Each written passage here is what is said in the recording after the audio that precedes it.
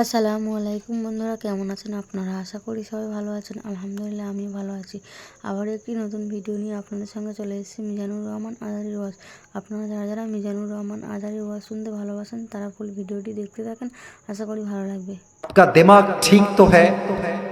आप तो ईसाई है, मैं तो मुसलमान हूं। तो आपका मजहब मेरे मजहब तो अलग अलग मजहब है। तो आप चूंकि ईसाई है, मैं मुसलमान हूं, तो हमारी शादी जायज नहीं होगी, ये হালাল नहीं हो। এবার একটা ঘটনা বলতে চাই তাকওয়াকে কেন্দ্র করে। ভাইজান সাউন্ডটা আরেকটু বাড়ায় দেন, বেসটা সহ। আপনারা সবাই পাকিস্তানের একজন টপ ফেমাস স্কলার, তার নাম হচ্ছে মাওলানা তারিক জামিল, নাম শুনেছেন? অনেকে দেখেছেন ফেসবুকে, ইউটিউবে। আমি দেখেন ব্রাউন কালার ব্লেজার, নরমাল একটা জুব্বা, টুপি আর এক কালার। উনি কিন্তু এত রং ঢঙের কালার পরেন না। উনি অলওয়েজ সাদা পায়জামা, সাদা পাঞ্জাবি, আর দেখবেন অলওয়েজ সাদা পাগড়ি, and nothing else, অলওয়েজ এমনিই থাকেন। আমি সেই দিন ইউটিউবে ঢুকলাম, সার্চ করলাম মাওলানা তারিক জামিল লেকচার অ্যাবাউট তাকওয়া, what is the definition of তাকওয়া। আমি সার্চ করলাম ইউটিউবে, তোমরাও সার্চ করতে পারো বাসায় গিয়ে। তো তার একটা বক্তব্য আসলো তাকওয়া কাকে বলে, তাকওয়াকে ঘিরে।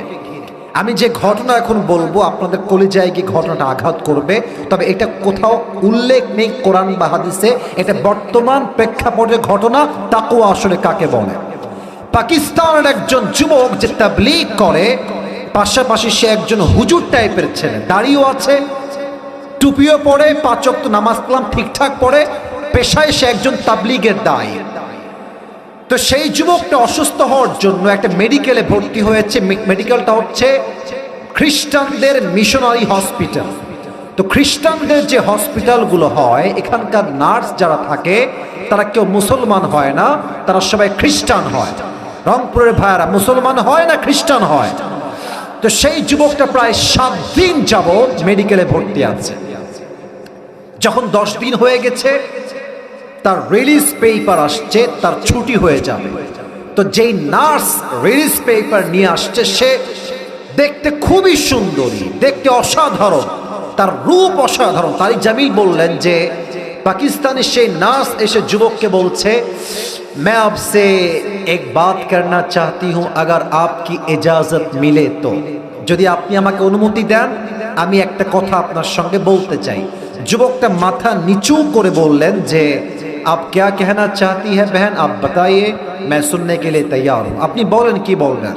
তো খ্রিস্টান মেয়েটা নট ইনডিরেক্টলি, একদম ডিরেক্টলি বলছে যুবকটাকে, সে কিন্তু খ্রিস্টান। আই রিপিট এগেন, মেয়ে কিন্তু খ্রিস্টান, এটা কিন্তু মুসলমান। মেয়েটা বলছে मेरी एक ही बात है, मैं आपसे शादी करना चाहती हूँ। আমি আপনাকে ও কি করে, এই আগে বোঝো। মেয়েটা বলছে আমি আপনাকে বিয়ে করতে চাই। তো যুবকটা এটা শুনে টাস্কি খাইছে, আরে আমি হলাম খ্রিস্টান নই, আমি হলাম মুসলমান, সে তো খ্রিস্টান মেয়ে, সে আমাকে কেন বিয়ে করতে চায়?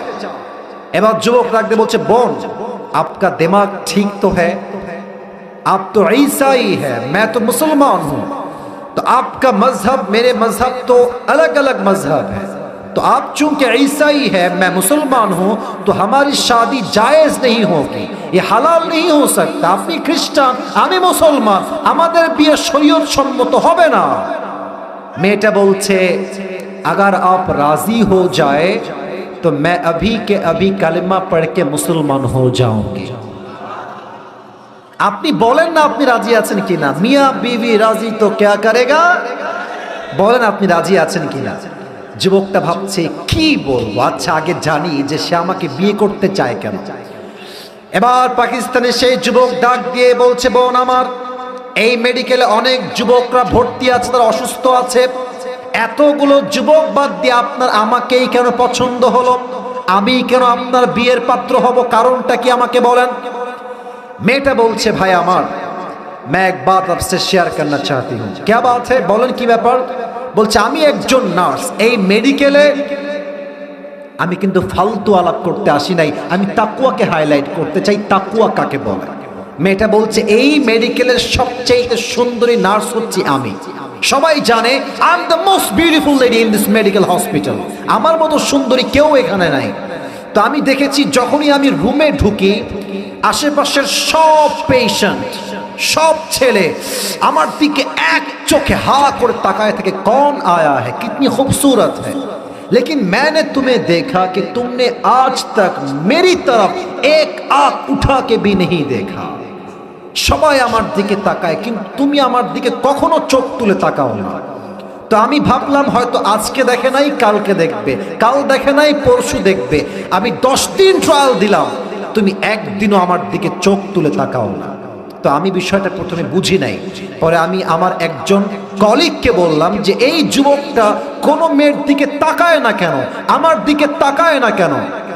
আমার কলিগ আমাকে বলল সে একজন মুসলমান যুবক এবং সে জানে যে আমার মনের শান্তির জন্য কোনো বেগানা মেয়েকে যদি আমি দেখি চোখের শান্তির জন্য, আমার আমল নামায় জিনার গুনাহ লিখে দিবে একজন, তিনি কে? আর যদি আমি গোপনেও দেখি, কোনো মতে চোখ বন্ধ করে হালকা করে দেখলাম, আমাকে কেউ না দেখলেও দেখছে একজন, আওয়াজ দিয়ে বলেন সবাই, তিনি কে? যুবকটা বুঝে গেছে আমাকে বিয়ের মূল উদ্দেশ্য হচ্ছে তাকওয়া। तो युवक बोलते ठीक है, अगर आप मुसलमान होना चाहती है तो मैं भी आपसे शादी करने के लिए तैयार हूँ।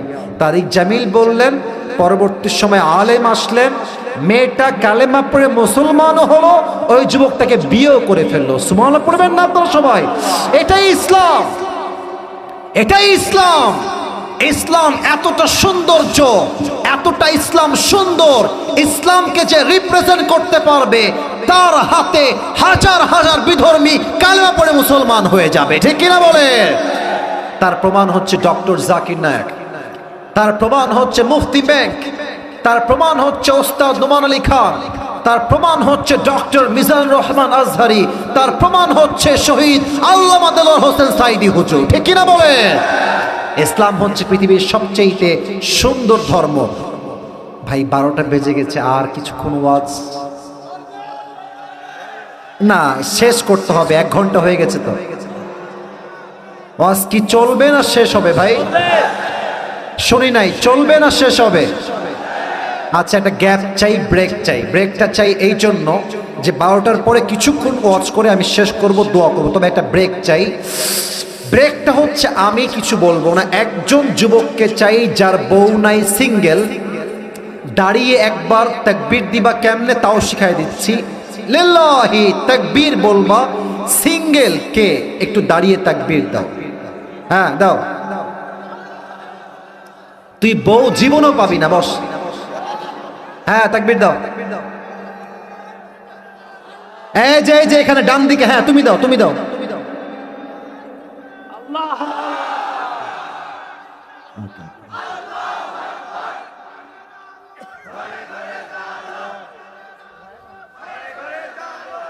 তোমার বউ কনফার্ম? আল্লাহকে দিনদার নেককার বউ দিয়ে দিক, সবাই পড়না আমিন। মাওলানা তারিক জামিল আর একটা ঘটনা তাকওয়া নিয়ে বলেছেন, পারমিশন দিলে বলবো, নয় সামনের দিকে আগাবো। বলা যাবে কি যাবে না? পাকিস্তানের একজন তাবলীগের দায়ী, তিনি গিয়েছেন ইউরোপে। প্রিয় ভাইরা, আমেরিকাতে যেই পরিমাণ জেনা হয় পুরো বিশ্বেও সেই পরিমাণ জেনা হয় না, ঠিক কিনা বলে?